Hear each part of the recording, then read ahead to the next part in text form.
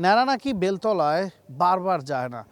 পাকিস্তানকে এই প্রবাদটা শোনালে একটু মন খারাপ করতেই পারে।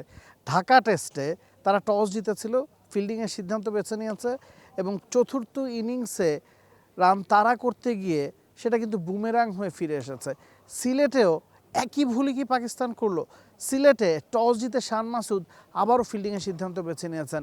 কারণ হিসেবে তিনি বলেছেন ওভারহেড কন্ডিশন, এবং যেহেতু উইকেটটা কাভারে ঢাকা ছিল, শুরুর দিকে খানিকটা ময়েশ্চার পাওয়া যাবে। তো সেটা তো যে কোনো টেস্টের শুরুর 1 ঘন্টাতে পাওয়াই যায়।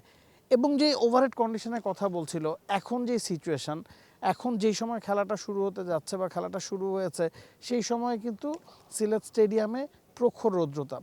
অ্যাবসলিউটলি, মানে টসটা যখন তিনি করছিলেন সেই সময় কিন্তু খানিকটা ওভারকাস্টই মনে হচ্ছিল, এবং টসটা করলেন এবং করার পরেই হঠাৎ করে দেখলাম যে সূর্যটা আসলে মাথাচাড়া দিয়ে উঠলো এবং এই মুহূর্তে বেশ ভালো রোদ, এবং বাংলাদেশ যখন ব্যাটিং করতে নামবে বেশ ভালো রোদ। এবং আপনি যেটা বলছিলেন যে প্রথম 30 minute 40 minute Which is the world-class cable brand?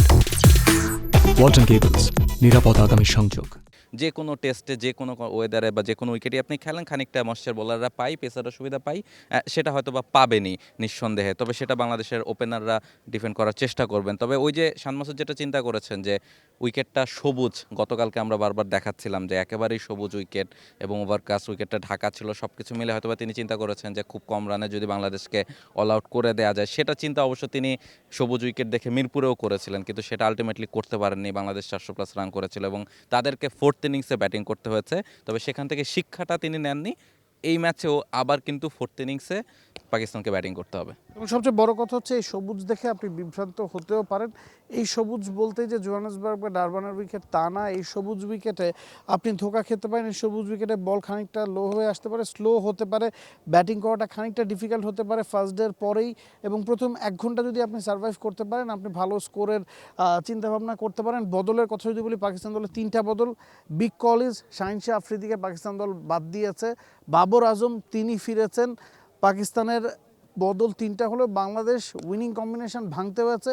2টা বদল বাংলাদেশ দলেও আছে। তানজিদ তামিমের অভিষেক হয়েছে, 109 নম্বর টেস্ট ক্যাপটা তাকে পরিয়ে দেওয়া হয়েছে এবং একই সাথে শরীফুলকে ইনক্লুড করা হয়েছে। অ্যাবসলিউটলি, গতকালকে আমরা প্রিভিউতে এই কথাটাই বলছিলাম যে সাদমান যেহেতু নেই এবং তানজিদ তামিমকে সিলেট টেস্টে খেলানো হবে, এই ধরনের আলোচনা বারবার হচ্ছিল।